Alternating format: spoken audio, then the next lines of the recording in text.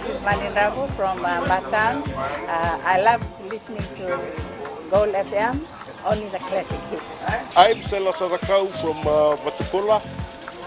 I only listen to Gold FM, only the classic hits. Gold Naka, I'm Vale and I'm working at Golden Grove Resort, and I love listening to Gold FM because it plays a really wide range of classic music.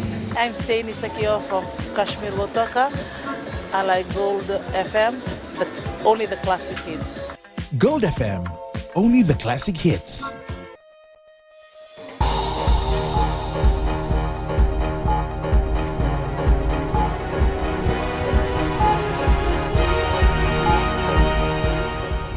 Good evening, I'm Jackie Spate. This is FBC News. Tonight, budget debate in Parliament goes into the night.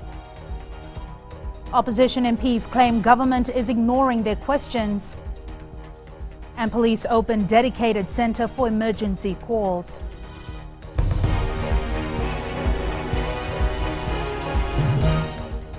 Parliament has entered its third and final day of debate on the 2016-2017 national budget.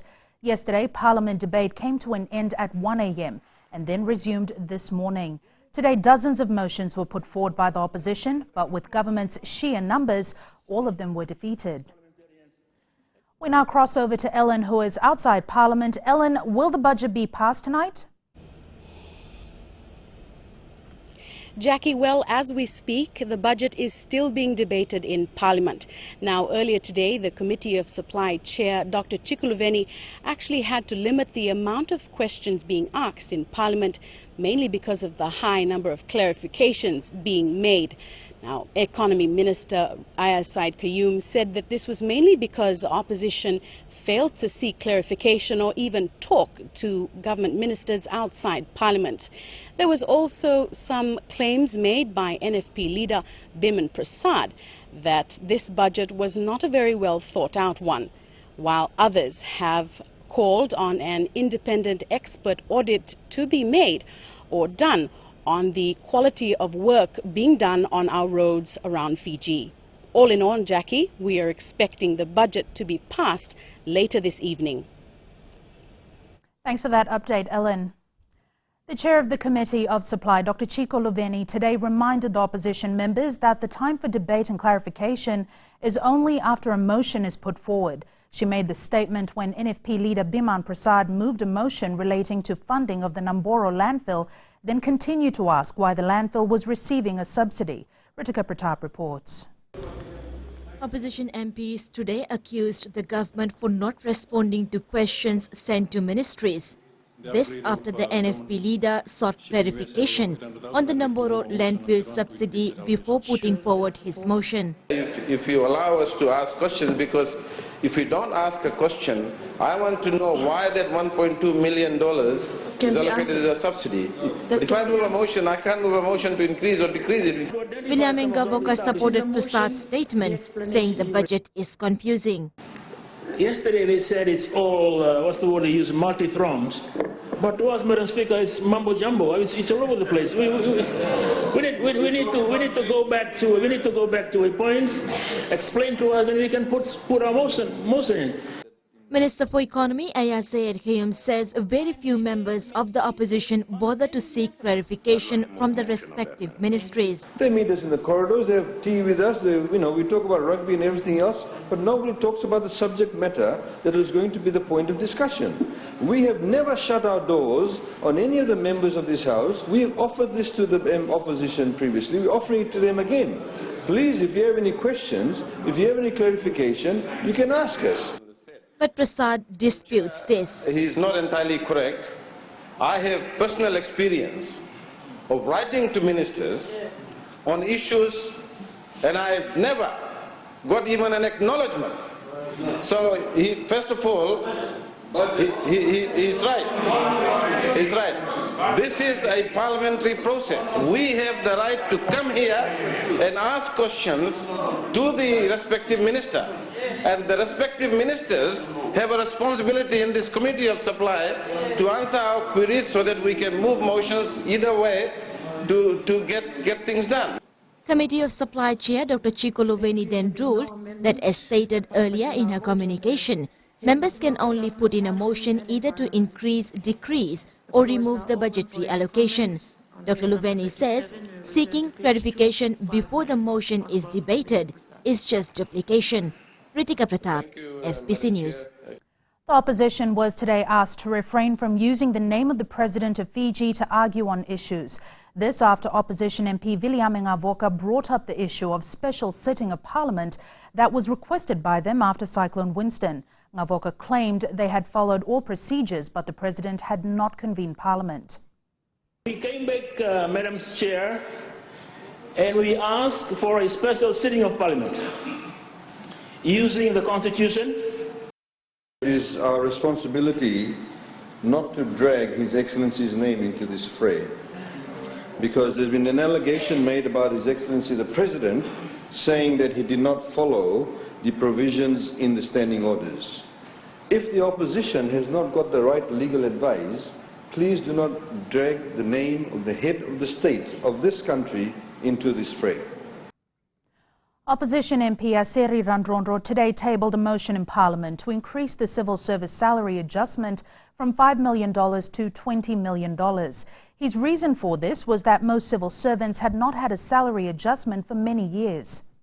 What is currently happening now is the selective process in which the salary adjustments have been applied to the civil servants. And I guess the government has been introducing PMS. But I think it's a time now that most of the civil servants have also been eagerly waiting for salary increase, either through COLA or through PMS system. However, Minister of Finance Ayaz Said Qayyum said the current $5 million was not for salary adjustments for the entire civil service, but for emergency use. He added the salary adjustment will take place once a review is complete. So the salary increases are, as we have said, yes, the preliminary reports actually shows that in some categories of civil servants we are actually paying more than the market rate or close to the market rate. In some positions we are actually paying quite less compared to the market. So when this final report is done, we will then be able to see the areas where we can make the adjustments. But it's not as simple as that. Actions are being taken by the Fiji police force to ensure calls are attended to in a more efficient manner. This is due to the increasing concerns on the use of the two dedicated police emergency numbers 917 and 919. Akusita Tale has more.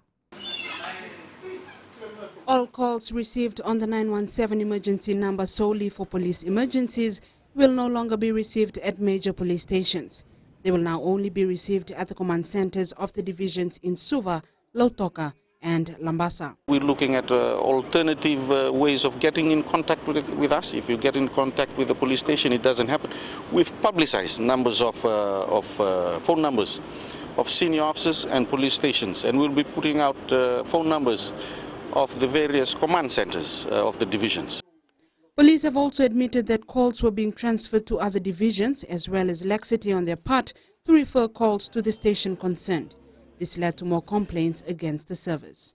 So we're putting out these alternatives. If the 917, 919 numbers fail or the police station number fails for some reason, there are other alternatives they can get in contact. And my number has been widely publicized. Once calls are received at the command centers, the officer who receives the call will then direct officers from the area concerned to attend to the report. So if there's any issues in regards to that, there are numbers, and I urge members of the public to go on to those who frequent social media, go on to the police Facebook page. It has those numbers there. We've publicized it recently in the Fiji Sun. Upgrading work is also being conducted to fix the issue of Samsung phone users not being able to call the 917 number. Police are optimistic these steps will solve the communication problems they have been facing and provide a quicker response to the calls. Akusita Tale, FBC News. Coming up on FBC News, EU welcomes government's move to improve squatter settlements, and vegetable prices expected to drop as crop recover after Winston. Stay with us.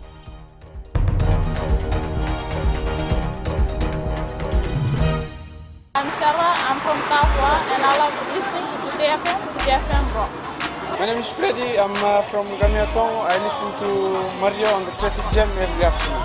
Hi, my name is Salah. I live in Asinu. Today FM rocks.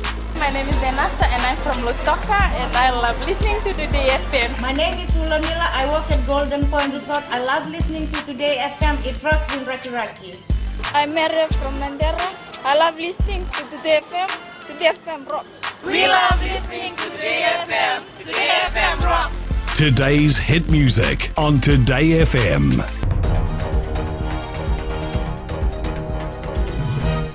Welcome back. This is FBC News. Expanding businesses in the country will be the main focus of the annual Fiji Business Forum this Saturday. Vice President of the Fiji Chamber of Commerce and Industry, Nozab Farid, says this is a rare forum that will pave the way forward for the business sector. Savara Tamboa has more. The government and business sectors are expected to work together to expand the country's economic base and realize the potential of small and micro enterprise. Chamber of Commerce Vice President Farid says the forum will answer queries from business sectors. Saturday, rather than they give a long lecture, the speech will be short. There will be a lot of Q&A. There will be a lot of interactive discussion. So we have seen in the past how the professionals in the industry come and ask questions from ministers and they give positive answers then and there. So that is one special feature of this sort of a forum. Meanwhile, the government has plans to assist the small businesses as well. We understand there's going to be a council set up for that purpose, chaired by the PM. So that's at the highest level of office. And the Chamber of Commerce wants to capitalize on these initiatives and partner with government and support these kind of initiatives because our focus is growing business in Fiji.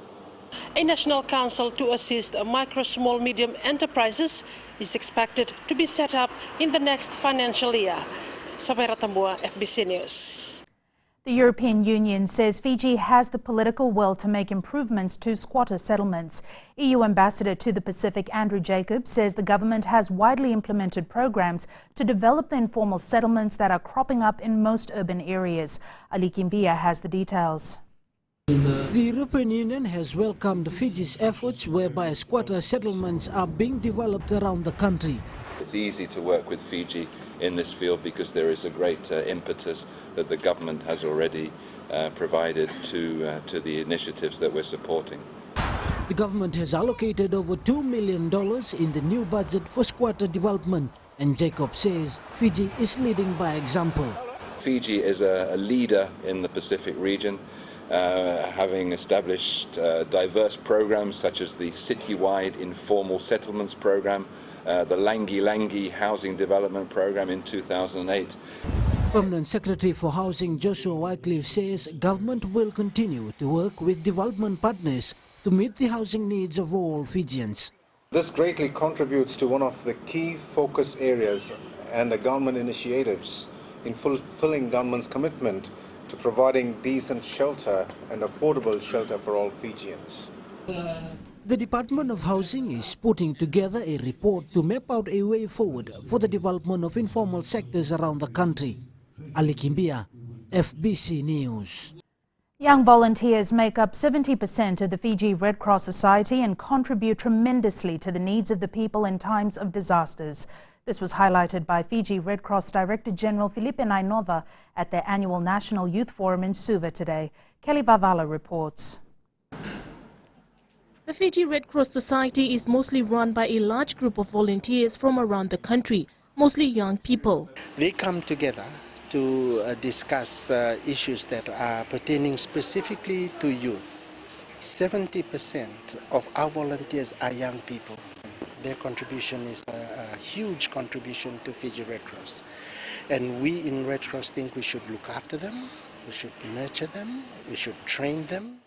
Red Cross Annual National Youth Forum Coordinator Sevoloni Ratu says the young people in the organization contribute the most in times of disasters. We see the importance of engaging young people within the organization because majority of our volunteer base are made up of young people who deliver programs and even in times of disasters. One of the youth leader representatives from Tavua district says Joining the organization as a school leaver allowed him to attain new skills and a chance for employment. Some qualification, I've got skills, experience. So I've encouraged them just not to look as Red Cross being doing as a volunteer.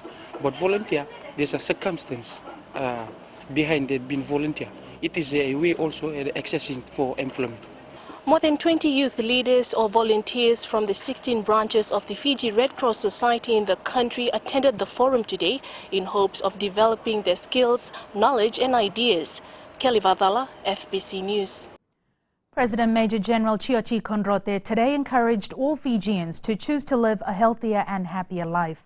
While celebrating the 100th birthday of Naubenina at the Samambula Senior Citizens Home, President Konrote also thanked the Ministry for Women, Children and Poverty Alleviation for recognizing a senior citizen born a century ago. Tokasa Rainima with this story. President Konrote took time out today to celebrate and recognize the milestone achievement of reaching 100 years of age. I've yet to ask her, but I can already see that now Benina has looked after her health very well in her younger days, and that is why she's able to live up to 100 years. Konrote says many other Fijians are dying before the age of 70 due to non-communicable diseases. And I encourage all Fijians to take the cue from now Benina and choose to live a healthier and happier life. Let us change our lifestyle, including our diet, and let us take part in more physical activity like exercising, gardening, I like farming, or simply walking for a good 30 minutes each day. He also acknowledged the partnership of the Ministry of Health and Medical Services and the staff of the Samambula Home for their diligence in providing care to our senior citizens. Tokas Renima, FBC News. Seaweed farmers can now take advantage of new income-generating opportunities. They are currently attending a seaweed production program with Indonesian experts who have helped make seaweed cultivation a thriving industry in their home country. Sainiani Boila has more. These seaweed farmers can now make processed foods and items out of seaweed for commercial gain. If people sell raw material, seaweed, or fish, people they are no benefit. But if you sell in the process like juice, jam, and crackers, people can, and then also soap and lotion, people get more benefit. Maria said the training techniques are environmental friendly and will develop the skills of these farmers. Yasawa seaweed farmer Wanavasa Nalawanikula says, with more than 200 seaweed farms in the Sawa nursery, plans are in place for the further development of the cash-producing crop. This is a good training for us. We have further developed our skills on seaweed farming. Not only that, we also learn how to develop these seaweeds into processed foods and other stuff. We will teach these skills to Waki and Ngeta villages once we go back home. Ministry of Fisheries and Forest helped host the program that trains seaweed farmers in association with the Indonesian government. The program ends next Tuesday. Sainiani Mboila, FBC News. And sports is up next. Here's Jamie now with a preview of what's coming up. Thanks, Jackie, and good evening. In sports after the break, injury setback for Emosi Mulevoro. And crucial time for two Fijian athletes. Stay with us for the details.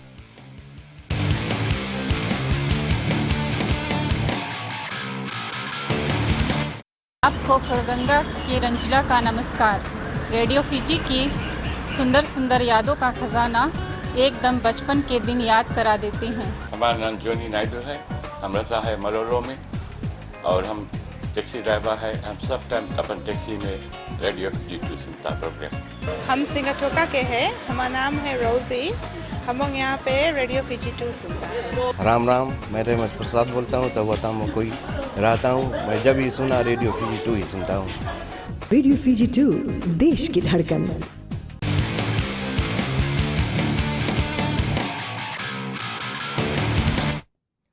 Vodafone Fiji 7's backline utility Emosi Mulevoro's dream of playing at the Olympic Games has suffered a major blow. He injured his ankle yesterday and has been ruled out for at least the next 3 days. Rohit Deo with the story. A sight dreaded by any athlete, 28-year-old Emosi Mulevoro will need a fast recovery if he is to be named in the final squad. Mossy got quite a nasty cut yesterday in training, so a stud went through the back of his heel, which required some stitches, but it means that he can't do anything for about 3 or 4 days at least, for fear of infection. It will just break open again. So he should be back on Monday. Sammy's dropping in underneath you, underneath Savage. Another player who did not take part in training today was Joshua Tuisova. Coach Ben Ryan says Tuisova needs a bit more time before he joins normal training. Whether we train him this week or not is I'm not sure about yet. I'll have a little look at him and also work out what time off he needs to have as far as his contract with Toulon is concerned. Only 9 days remain for Ryan to name his final team. Ryan knows the pressure is on him, but not from outsiders. The pressure is building within himself. I put pressure on myself that probably outweighs any pressure that anybody else throws on me. You know, yes, we got some very good players. I'm jumping around in my head, throwing a few balls around and seeing what's happening. I'm looking here, making sure that I'm continuously looking at form and not faces. You know, and the boys understand that we've brought in some world-class overseas players here. They still have to perform. The boys that have played every tournament, every game, they still have to perform. Ryan is expected to drop 3 or 4 players from his extended squad this week. He will name his final 13 next Friday. Rohit Deo, FBC Sports.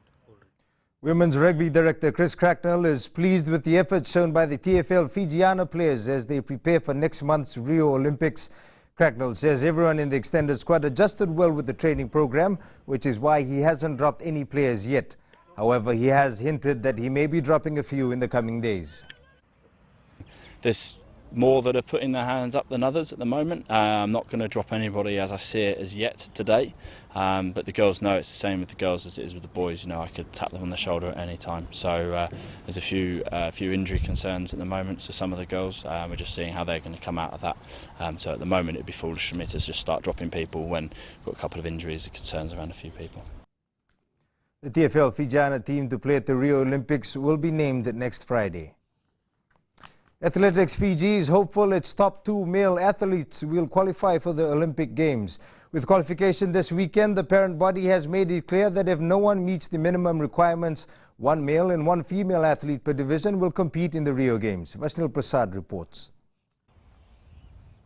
Sprint king Banu Vetambakodoro's dream of reaching the Olympics will depend on his timing during the Melanesian Games. Banuve needs to clock a time of 10.50 in the 100-meter race and 20.50 in the 200 meters in order to qualify. Banuve and Leslie, only one of them will go if they don't qualify. But if both qualifies, they will both go. So, you know, they've been training very hard. We've invested a lot of money in both of these 2 athletes. Close to over 100,000 in sending them overseas. The sprinter's personal best time is 10.22 seconds at the Australian Athletics Championship last May. Athletics Fiji has been given a wildcard entry for now. Looks to be javelin thrower Leslie Copeland, who is currently ranked 18th in the world. Well, it'll be really based on the ranking and on their performances. So at the moment, we cannot say who will qualify. But after the race on Saturday, then we will know on the ranking and the time that they achieve. If Banuve and Copeland both meet their minimum requirements, they will both be part of Team Fiji to the Olympics. Vashnil Prasad, FBC Sports.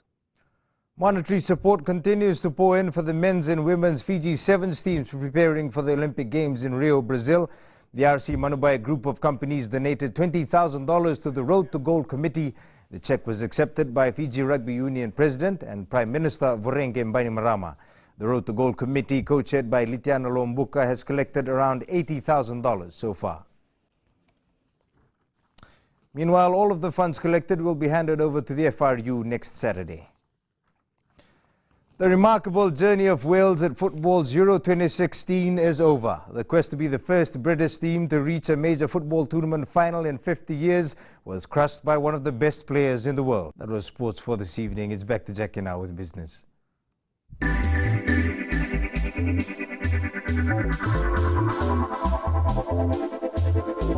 Supply shortages and temporary price hikes in agriculture caused by the recent natural disasters saw an increase in inflation rate to 5.2% in May, up by 1.4% from April. The price of vegetables in the West and Central Division rose by 5.6%, while prices in the North were 3.3% higher than compared to a year ago. The Reserve Bank says the inflation in food prices is expected to taper off in the coming months as supply normalizes.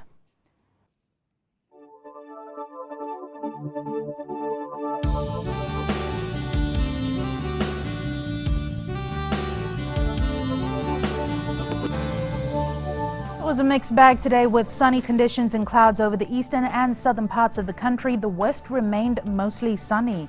Temperatures were about the same everywhere. Lambasa and Ba recorded the warmest at 31 degrees, while Lautoka got up to 30. The rest of the centres were in the higher 20s. After a cool night tonight, tomorrow will be much like today with the chance of early morning showers along the eastern shores of the major islands.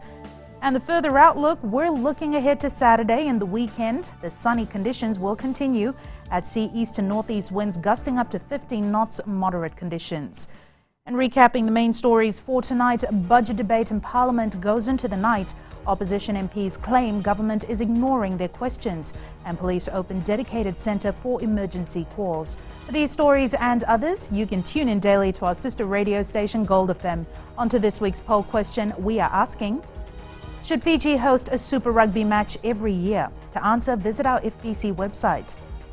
Send us newsworthy pictures and videos on email citizenseyes@fbc.com.fj or share it with us via Facebook page FBC News. And if you're on Twitter, follow and tweet us your news tips at FBC_news or simply hashtag FBC News. You've been watching FBC News. I'm Jackie Spate. Good night.